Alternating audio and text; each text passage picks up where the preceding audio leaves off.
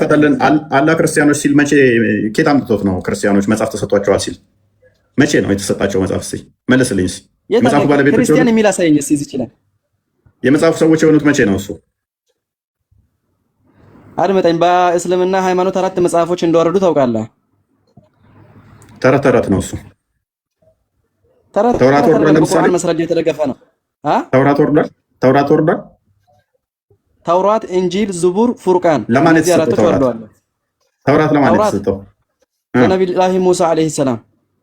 እስቲ ናከፍ በልና አንድ ጥቅስ እስቲ ያሳየኝ። ለሙሳ ተውራት ተሰጠ የሚል ተውራት የሚባል መጽሐፍ ለሙሳ ተሰጠ የሚል አንድ ጥቅስ ከቁርአን አሳይ።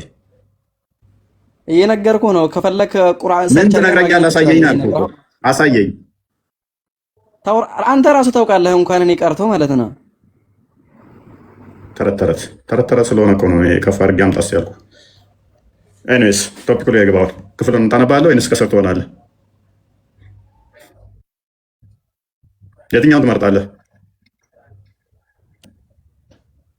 የትኛው ይሻላል?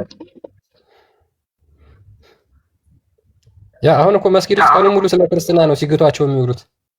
ያልተጻፈ የሌለ እያወኩ መጽሐፍ ቅዱስን እያበሻቀጡ ሲግቷቸው ስለሚውሉ እስልምናቸውን በየት በኩል ይመልሱ? እሺ አይሁድና ክርስቲያን ናቸው ያላኩም አይሁድና ክርስቲያን ናቸው ማለት ነው። ዛሴት በቃ አለቀኩ። ስለዚህ መጽሐፍ ሰዎች የሚባሉት እንደዛ ካልከኝ የኛ ቁርአን ስለአንተ ሃይማኖት በፊት አወራ። እሺ ያንተ ክርስትና መጽሐፍ ላይ እስልምና በኋላ ነው የመጣው የሚል መረጃ አለ? ክርስትና በፊት ምሳሌ እስልምና አልነበረም። የኛው መጽሐፍ ታለሽ አንተ ላይ መረጃ ነው ወይ? አንተ ምሳኛው ላይ ጥገኛ አትሁና።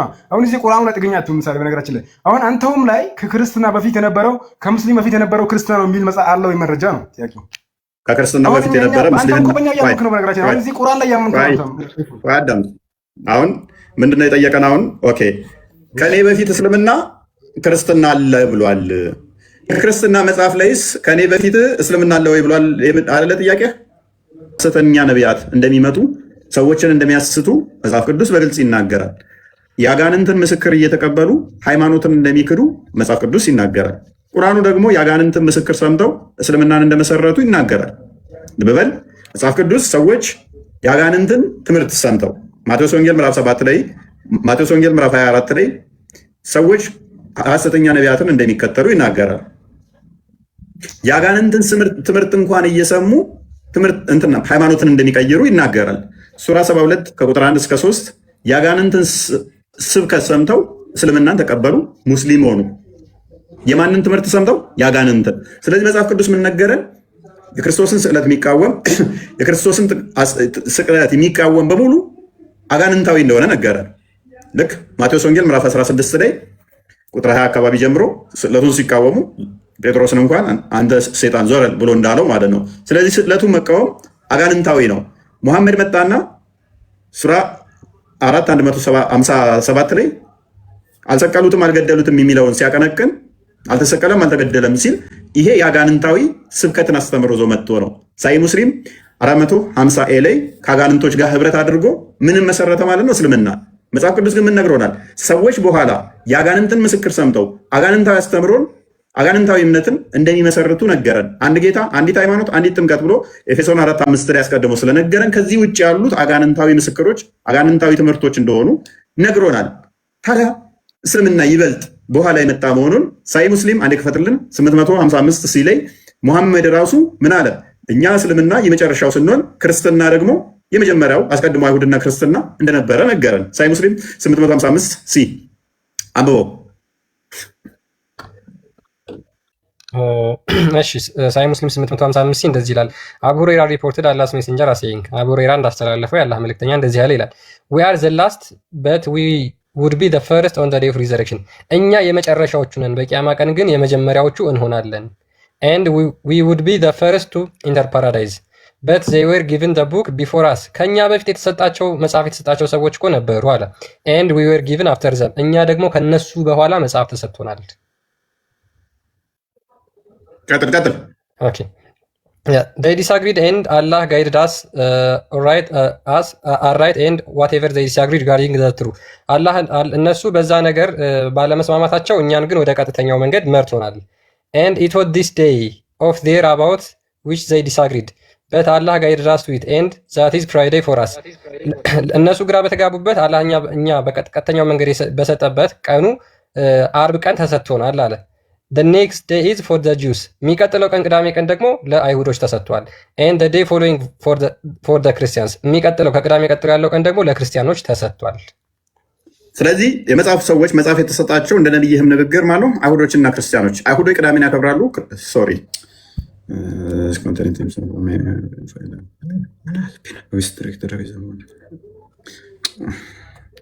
ዝጋ ካሜራውን ስትራይክ እንትን ሰጠኝ። በደንብ አስተውል። ክርስቲያኖች መጀመሪያዎቹ እንደነበሩ አይሁዶች እና እስልምና ግን የመጨረሻ እንደሆነ ቅዳሜ ቀን አይሁዶች ሰንበትን እንደሚያከብሩ ክርስቲያኖች ደግሞ እሁድ እንደተሰጣቸው እሁድን መጀመሪያ ሰንበት ቀን የምናከብርበት ምክንያት ደግሞ ምንድነው? እሱ ክርስቶስ ስለተሰቀለባት ስለተነሳባት ነው። የመጀመሪያዊቱ ሳምንቱ የመጀመሪያዊቱ ቀን ብለን የምናከብራት ክርስቶስ ስለተነሳባት ነው እሁድን እኛ የምናከብረው ማለት ነው። ስለዚህ ክርስትና የመጀመሪያ እንደሆነ በደንብ ቁርአኑ ሐዲሱም ይናገራል። መጽሐፍ ቅዱስ ደግሞ በግልጽ የክርስቶስን ስዕለት የሚቃወም የክርስቶስን አስተምሮ የሚቃወም እሱ አጋንንታዊ ነው። ሰዎች ሃይማኖት ሊቀይሩ የሚችሉትና አዲስ ሃይማኖት ሊመሰረቱ የሚችሉት ደግሞ የአጋንንትን ምስክር ሰምተው ነው። እሱም ደግሞ የአጋንንት ልጆች ይባላሉ። ዮሐንስ ወንጌል ምዕራፍ 8 ቁጥር 44 ላይ እንደሚናገረው ማለት ነው። እሺ እፎይ፣ አሁን ክርስትና የመጣው እንትና ኢየሱስ ክርስቶስ ካረገ በኋላ ነው ወይስ ሳያደርግ በፊት ነው? ነበር ምን ማለት ነው? ክርስትና ማለት ምን ማለት ነው?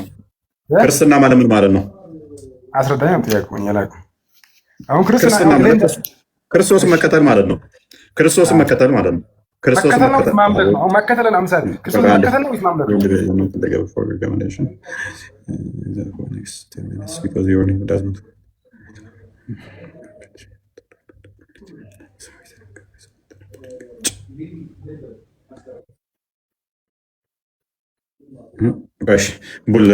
ቡሊንግ ምናምን ነገር ይላል። ኦኬ መልካም፣ በደንብ አስተውል። ክርስትና ማለት ክርስቶስን መከተል ነው። ክርስቶስን መከተል ከሆነ ደግሞ ክርስቶስን መከተል ክርስቶስ ካረገ በኋላ ነው በኋላ ነው የሚባል ነገር አለ። ክርስቶስ በነበረበት ዘመንም ሲከተሉ ስለነበር ነው። ደቀ መዛሙርቱም ሲከተሉት ነበር አይደለ? አልነበረም? ነበረ በለኝ አንተ ያልከው ነበረ። ማቴዎስ ወንጌል ምዕራፍ 10 ላይ ከቁጥር 1 ጀምሮ 10ቱ ደቀ መዛሙርቶች 12 ሶሪ ስማቸውን ታገኘዋለህ። ማቴዎስ ወንጌል ምዕራፍ 10 ላይ ቁጥር 37 አካባቢ ጀምሮ እኛ ሁሉን ትተን የተከተልን ይለዋል። ኦኬ ስለዚህ ክርስቶስን መከተል እስከሆነ ድረስ ክርስቶስን ይከተሉት ነበር ማለት ነው። በስም ደረጃ ኦፊሻሊ ስም እንደዚህ በማስ የተጠሩበት ከሆነ ግን ክርስቶስን ማመን ክርስቶስን መከተል ክርስቶስ ማለት በእናንተ እምነት ክርስቶስ አምላክ ነው፣ ነቢይ ነው፣ የተላከላችሁ እሱን ተከተሉ የተባላችሁ መልእክተኛ ነው ወይስ እንትን ነው አምላክ ነው? መከተል ማለት ምሳሌ የሆነ ተላኪ ያለ ማለት ነው። የሆነ የተላከ ሰው አለ፣ ያን ሰው የተከተሉ ያለበት እነዛ መስመር መሰለኝ። ምሳሌ አንተ በአንተ ሀሳብ መከተል ክርስቶስን መከተል ማለት ስትለኝ ለምሳሌ ክርስቶስን ማን የላከላችሁ በእናንተ ከየት ነው የመጣው? እንዴት ነው የምትከተሉት ነው ጥያቄው። በአምላክነት ነው የምትከተሉት ወይስ በምንድን ነው ባስተምሩት? በመጀመሪያ ክርስቶስ ማን ነው? በስጋ የተገለጠ አምላክ ነው። ከየት ነው የመጣው? እሱ በሁሉ የሞላ ነው። ዮሐንስ ወንጌል ምዕራፍ 1 ቁጥር 10 ላይ እንደሚናገረው በዓለም ነበር፣ ዓለሙም አላወቀው፣ ወደ ገዛ ወገኖቹ መጣ፣ ለተቀበሉት እግዚአብሔር ልጆች የሆኑ ዘንድ ስልጣንን ሰጣቸው። ይህም ከስጋና ከደም አይደለም ይላል። ሰው በሁሉ የሞላ በሁሉ ያለ ነው እርሱ። ነገር ግን በስጋ ተገለጠ፣ በስጋ መጣ። ወዴት? ወደ ገዛ ወገኖቹ። ከአይሁድ ተወልዷል፣ በስጋ ተገልጧል። ከዛ ስለዚህ ምን ብለን ነው የምንከተለው ካል ጥያቄ ምን ብላችሁ ነው ማን ብላችሁ የምትከተሉት? እርሱ በስጋ የተገለጠ አምላክ ነው ብለን ነው የምንከተለው። እርሱ የአብ ልጅ የእግዚአብሔር ልጅ ብለን እናምናለን ማለት ነው። ማቴዎስ ወንጌል ላይ ምዕራፍ 16 እንደሚናገረው እሱ የአብ ልጅ ነው። ሰዎች ስለ እኔ ማን ይላሉ ብሎ በጠየቀው ላይ ጴጥሮስ አንተ ይኸው የእግዚአብሔር ልጅ ነህ ብሎ መልሶለት ራእይ ተሰጥቶት አንተ ይሄ ብፁዕ ነህ፣ ይህን ስጋና ደም አልገለጸልህም የሰማዩ አባቴ እንጂ በማለት በአንተም ላይ ቤተክርስቲያን ይመሰርታለሁ ብሎታል ማለት ነው። ስለዚህ ምንድነው እሱ? ክርስቶስ የእግዚአብሔር ልጅ ነው። ቀድሞ የነገረን ምንድነው እሱ? ክርስቶስን ማን ብለህ እንድትከተል ነው? የአብ ልጅ የእግዚአብሔር ልጅ ብለህ እንድትከተል ማለት ነው። የእግዚአብሔር ልጅ ነው እንጂ እግዚአብሔር ራሱ አምላክ አይደለም ማለት ነው። ኦኬ ሱራ 43:81 ላይ ለአራማን ልጅ ቢኖረው ከተገዦች የመጀመሪያ ነኝ በል ይላል። አራማ ልጅ ካለው ከተገዦች የመጀመሪያ የሚሆነው ልጁ ምን ቢሆን ነው? ፍጡር አይደለም፣ በቃ ፈጣሪ ስለሚሆን ነው። አላህ ልጅ ቢኖረው ለልጁ ተገዢ ነኝ በል የሚልህ ምን ስለሆነ ነው? ልጁ አምላክ ስለሚሆን ነው። በደንብ አስተውል። ስለዚህ ክርስቶስ ከአብ የተካከለ ፍቃድ፣ ስልጣን አለው። የአብ ልጅ ነው። ስለዚህ ልጁ ነው ስንል አምላክ ነው እያልን ነው ማለት ነው። አምላክ ነው፣ የአምላክ በስጋ ተገለጠ እያልን ነው። ሪፖርት በጣም እየበዛ ቢመስለኝ እንትን አድርጎኛል። ስለዚህ ልጁ ነው ስንል አምላክ ነው እያልን ነው። ምክንያቱም የባህሪ ልጁ እኮ ወልድ ማለት ልጅ ማለት ነው። በግዕዝ እኮ ነው ወልድ ማለት ልጅ ማለት ነው፣ ወይም ሰን ማለት ነው። ዕብራውያን ምዕራፍ 1 ላይ ቁጥር 2-3 ስታነብ ዓለማትን የፈጠረበት በልጁ እርሱ የክብሩ መንጸባረቅ የባህሪው ምሳሌ ይለዋል። ስለዚህ የክብሩ መንጸባረቅ የባህሪው ምሳሌ፣ ስለዚህ ከአብ ባህሪ ጋር የተካከለ ማለት ነው። ከእርሱ የተካከለ ማለት ነው። ዓለማት የተፈጠረበት ቃል እርሱ ቃል ነው። ልብ በል ቃል ነው፣ አካላዊ ቃል ነው። ዓለማት የተገኙበት ነው፣ ዓለማት የተፈጠሩበት ነው። እግዚአብሔር ቃል ፍጡር አይደለም ብለን ነው የምናምነው። ያ ቃሉ አካላዊ ነው ብለን ነው የምናምነው። ያ ቃሉ ፈጣሪ ነው ብለን ነው የምናምነው። ስለዚህ ወልድ በደንብ አስተውል፣ ወልድ የአብ የባህሪ ቃሉ ነው ብለን ነው የምናምነው። አንተ ቁርአን ብለህ የምታምነው ቁርአን ፍጡር አይደለም ብለህ ነው የምታምነው። ቁርአን ያ ፍጡር ያልሆነው ያላ ቃል ባህሪው ነው ብለህ እንደምታምን እኛ ደግሞ ምን ብለን እናምናለን? ወልድ ወይም ደግሞ ቃል አካላዊ ቃል የአብ የባህሪ ቃሉ ነው። ያ ቃል ደግሞ አካላዊ ነው። ያ ቃል ደግሞ ሁሉን የፈጠረ ነው፣ ሁሉን ያስገኘ ነው።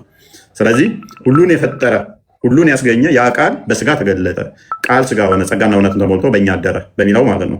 ስለዚህ ያ ቃል አካላዊ ቃል በስጋ ሲገለጥ ስጋው ቃል ክርስቶስ ተብሎ ይጠራል። ያ ቃል ደግሞ የአብ ልጅ ተብሎ ይጠራል። የአብ ልጅ ስንል ከሱ የተገኘ ከሱ የተወለደ ስለሆነ ከሱ የሚወጣ ስለሆነ ማለት ነው። አንተ ቁርአን ብለህ ታምናለህ። ቁርአን ወረቀቱ ፍጡር ነው ብለህ ታምናለህ። ወረቀቱ ፍጡር እንደሆነ ታውቃለህ፣ ከጊዜ በኋላ የመጣ ቃሉ ግን ፍጡር አይደለም፣ ዘላለማዊ ነው፣ ኢተርናል ነው፣ ያላ ቃል ነው ብለህ ታምናለህ። ስለዚህ ቃሉን ቁርአን ምንድን ነው ብትባል ፍጡር ነው ፍጡር አይደለም ቢባል በሙስሊሞች የሚታመነው ቁርአን ፍጡር አይደለም ተብሎ የሚታመነው ወረቀቱ ምንም እንኳን ፍጡር መሆኑ የሚያዝ የሚነካ የሚዳሰስ መሆኑን ብናቅም ፍጡር አይደለም ብለህ ታምናለህ። እኛ ምን እናምናለን? ክርስቶስ በስጋ የተገለጠ አካላዊ ቃል ነው። ስለዚህ በማይታይ ማይዳሰስ ማይነካው ማይወሰነው እንደዚህ ማይነገርለት ሄደ መጣ ተላከ ተብሎ ማይነገርለት ያ ቃል በስጋ ተገለጠ፣ ስጋን ተዋህዶ ተገለጠ። ስለዚህ መጣ ሄደ ተላከ ተብሎ ተነገረለት። ለምን? በስጋ ተገለጠ። ያ የማይወሰነው ለምን? በሚወሰን በአጭር ቁመት በጠባብ ደረት ተወሰነና ተገለጠ፣ ታየ፣ ተነካ፣ ተዳሰሰ። ልክ ያላህ ቃል ማይነካ ማይዳሰስ የነበረው ቁርአን ላይ ወረቀት ላይ ሲጻፍ ግን ልነካው ልዳሰሰው ቻልክ አይደለ? ያ ልነካው ልዳሰሰው የቻልከው ፍጡር አይደለም እንደምትለው ቁርአንህን እኛ ደግሞ ምን ብለን እናምናለን? አካላዊ ቃል ወልድ በስጋ ተገለጠ። እሱ ስግው ቃል ምንድን ነው? አምላክ ነው። ስለዚህ እርሱ የአብ የባህሪ ልጁ ነው። የባህሪ ልብ በል የጸጋ ልጅ አይደለም፣ የባህሪ ልጁ ነው። የባህሪ ልጁ ዓለም ሳይፈጠር ሁሉን የፈጠረ ሁሉን ያስገኘ የአብ ክንዱ የአብ እጁ ነው ወልድ ማለት ነው። ስለዚህ አንድ ፍቃድ አለ። ያም ፍቃዳቸው አብና ወልድ ምንም መለያየት መነጣጠል የሌለበት አንዲት ፍቃድ አለቻቸው ማለት ነው። አብ ያለው ሁሉ ወልድ አለው። ዮሐንስ ወንጌል ምዕራፍ 17 ቁጥር 10 ላይ፣ ዮሐንስ ወንጌል ምዕራፍ 16 ቁጥር 15 ላይ እንደሚናገረው ለአብ ያለው ሁሉ ለወልድ አለው፣ ለወልድ ያለው ሁሉ ለአብ አለው። ስለዚህ አንድ ስልጣን አንድ አገዛዝ አለ ማለት ነው። እሺ ቴንኪው ገባኝ። አንድ ጥያቄ ነው ከአብና አሁን አብ ምሳሌ አሁን ኢየሱስ የአብ ልጅ ነው አልከኛ። እሺ ዛሬ ተረዳው። እሺ ከኢየሱስና ከአብ በፊት ማን ነው መጀመሪያ ነበሩ? ኦኬ የትንቢተ ኢሳይያስ ምዕራፍ ስንት ላይ ነው? ከኔ በፊት ማንም አስቀድሞ የለም ይላል። አይ ቲንክ ጥቅሱን ረስቼዋለሁ። ከእግዚአብሔር በፊት ማንም አስቀድሞ የለም። ለእግዚአብሔር ታይምም አይነገርለትም። ወንድማችን ካላ በፊት ማን ነው አስቀድሞ ያለው እንደማለት ነው። ካላ በፊት አስቀድሞ ማን ነው እንደማለት ነው። በደንብ አስተውል። ታይም እና ነገሮች ሁሉ ፈጣሪ አስገኚ እግዚአብሔር ነው። በደንብ አስተውል። ስለዚህ ከእርሱ በፊት ማን ነው ተብሎ አይነገርለትም። የሁሉ አስጀማሪ በፊት ሌላ አስጀማሪ ያለው አምላክ የለም ማለት ነው። ስለዚህ ለአምላክ ከአምላክ በፊት ማን ነው ካልክ ምን ይመጣባል? ለዛኛውስ ማን ነው አስጀማሪ? ለዛኛውስ ማን ነው ይመጣባል ማለት ነው። ልክ ነው፣ በደንብ ልክ ነው። አሁን አንድ ነገር ልጠይቅሽ። ከዛ ኢየሱስ ከዛ በኋላ የመጣው ማለት ነው ከአብ በፊት አሁን ከኢየሱስ በፊት አብ ነበር የኢየሱስ አባት። ከዛ በኋላ ደግሞ አብ ደግሞ እንትናን ወልዶ ኢየሱስን ወልዶ ለምሳሌ ምድር ላይ ምሳሌ ምድርን ፈጠረ አልከኝ። በሱ በቃሉ ኢየሱስ ስጋ ሆኖ በስጋ የተገለጠ አምላክ ሆኖ ምድርን ፈጠረ። ከዛ ፊት የነበረው ግን አብ አልነበረም ወይ? እሺ ወልድ አልነበረም ለማለት ነው።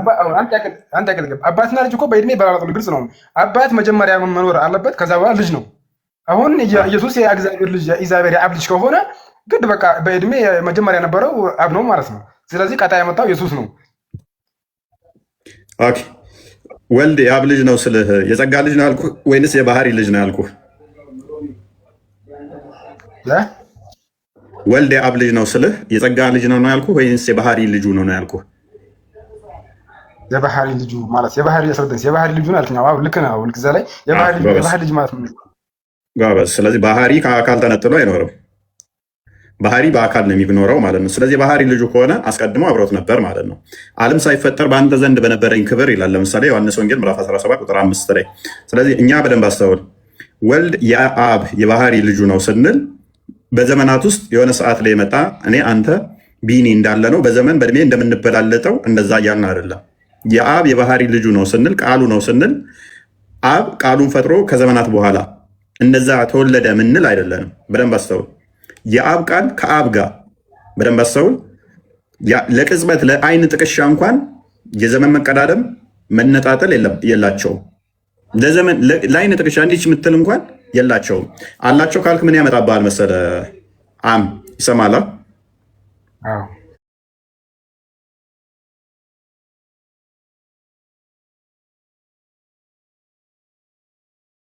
ያና በፍቃድ አይደለም ብያለሁ። የቅድሙን ስነግረህ የባህሪ ልጁም ስንል ቃል ነው ስንል በደንብ አስተውል። ያ ቃሉ የኔ እናንተ ቃል ከጊዜ በኋላ የሚመጣ ነው።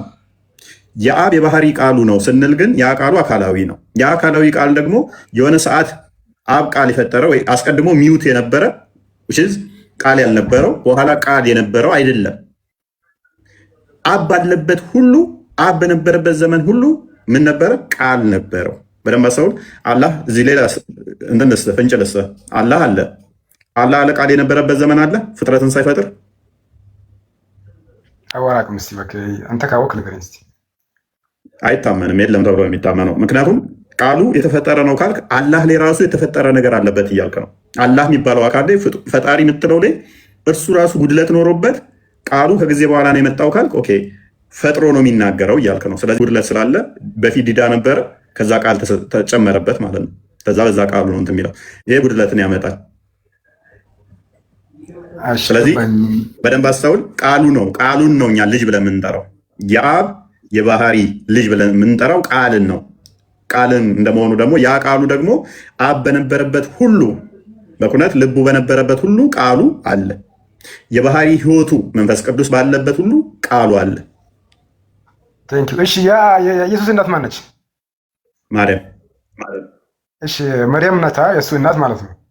ያ እሱን የወለደች። እሺ እሷን ማን ፈጠራት? አስቀድሞ ማን ፈጠራት? ዓለም ሁሉ በእርሱ ተፈጠረ አልኩህ እኮ በቃል ዮሐንስ ወንጌል ምዕራፍ 1:3 ላይ፣ ዕብራውያን ምዕራፍ 1 ቁጥር 3 ላይ፣ ቆላሲያስ ምዕራፍ 1 ቁጥር 15 ላይ ሁሉ በእርሱ ሆነዋል፣ ሁሉ ለእርሱ ሆነዋል። ኤፌሶን ምዕራፍ 2 ቁጥር 10 ላይ። ስለዚህ እሷ አሁን ምሳሌ አሁን እናቱ ነች ካል እንደገና ደግሞ የእሱ ፍጡር ነች ማለት ነው። እሱን የፈጠራት ማለት እንችላለን። ምሳሌ አሁን የኢየሱስ እናት መርየም ነች ከተባለ በደንብ አስተውል። ማርያምንም የፈጠራት እሱ ነው። ሁሉ በቃል ተፈጥረዋል። ሁሉ በቃል ተፈጥረዋል። አንዳች እንኳ ያለ እርሱ ያልተፈጠረ የለም፣ ማርያምንም ጭምር ማለት ነው። የዘመኑ መጨረሻ ላይ ግን ነቢያትን ሲልክ ነቢያትን ሲልክ ከቆየ በኋላ ዕብራውያን ላይ ምዕራፍ 1 ላይ እንደሚናገረው ዘመኑ መጨረሻ ላይ በልጁ ተናገረን ይላል። ልጁ ቃል ስጋ ሲሆን ከእርሷ ስጋና ደምን ተካፍሎ ተወለደ። ማ ቃል ከእርሷ ስጋና ደምን ተዋህዶ በእርሷ ተገለጠ። አይሚን ከእርሷ ተወለደ ማለት ነው።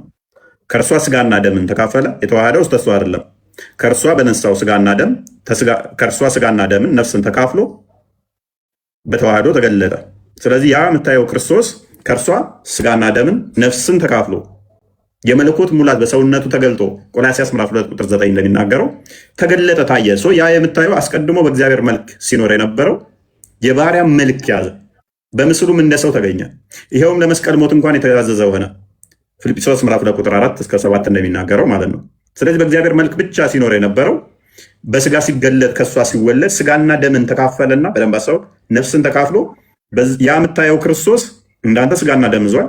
ነገር ግን የመለኮት ሙላት በሰውነቱ ተገልጦ ቃል ስጋ ሲሆን ጸጋና እውነት በእኛ ሲያድር ቃል ስጋ ሲሆን የመለኮት ሙላት የተዋሃደውን ቆላሲያስ ምዕራፍ 2 ቁጥር 9 እንደሚናገረው ማለት ነው። 9 ወይ 9 መሰለኝ። ስለዚህ እሷን የፈጠራት ቃል አስቀድሞ ነበረ ማለት ነው። እሷን ፈጥሯታል። ከእሷ ግን በስጋ ተገለጠ። መገለጥ ነው፣ መታየት ነው። በቀላል ኤግዛምፕል ልስጥህ። ለእናትህ እማ እወድሻለሁ የሚል አይምሮ ውስጥ ቢኖር በደንብ አስተውል። እማ እወድሻለሁ የሚል አይምሮ ውስጥ ቢኖር እማ እወድሻለሁ ብለህ ወረቀት ላይ ጽፈህ ለእናትህ ብልክ ደብዳቤ ከአይምሮ ተወግዷል ማለት? እማ እወድሻለሁ የሚለው ከአይምሮ ይወገዳል? እማ እወድሻለሁ የሚለውን ለምሳሌ ጽፌ ወረቀት ላይ መጀመሪያ ሀሳብ ውስጥ ነበርና ከዛ ወረቀት አስፍሬ ላኩላት። ያ አይምሮ ውስጥ ስቲል ይኖራል አይደለ? እዛ ላይ ልክ ነው። አይምሮ ውስጥ አሁን መጀመሪያ ካሰብኩት በኋላ አጋጣሚ ወረቀት ላይ ጽፌ ከላኩ በኋላ ከዛ በኋላ ረሳዋለሁ እና ያሰብኩትን ሀሳብ ይሻለውና ረሳዋለሁ። ኮንሰፕቱን እንድትይዘው ነው። ስለዚህ እማ እወድሻለሁ የሚለውን አንተ ጭንቅላት ውስጥ እያለ ማየት እችላለሁ ካልነገርከኝ? አንተ ካልነገርኩ አትችልም። ወረቀት ላይ ያለውን እማ እወድሻለሁ ያልከው ማየት እችላለሁ አልችልም?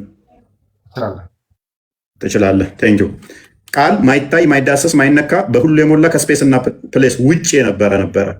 ቃል በስጋ ተገለጠ ስንል ክርስቶስ ያ የማይታየው በሚታይ ስጋ ተገለጠ። የሚታይ ሆነ፣ የሚዳሰስ ሆነ፣ የሚነካ ሆነ የምንለው ከዛ አንጻር ነው። አይታይም አይዳሰስም አይነካም ነበረ።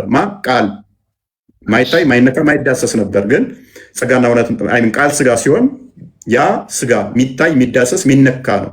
ስለዚህ ታየ የምንለው ከዚህ አንጻር ነው። እስቲል ከቦታው ለቋል ወይ? ከስፔስ እና ፕሌስ ውጭ መሆኑን አቁሟል ወይ? ኖ። አንደኛ ዮሐንስ ወንጌል ምዕራፍ 1 ቁጥር 18 እንደሚናገረው እግዚአብሔር ማንም ያየው የለም፣ እግዚአብሔርን ያየው ማንም የለም፣ በአባቱ እቅፍ ያለ አንድያ ልጁ ተረከው ይላል። እስቲል በአብ እቅፍ ያለው ለእኛ ደግሞ በስጋ ተገልጾ ምን አለልን? ተረከልን ማለት ነው። በሁሉ የሞላ በሁሉ ያለው እርሱ በስጋ ተገለጠና ተረከልን።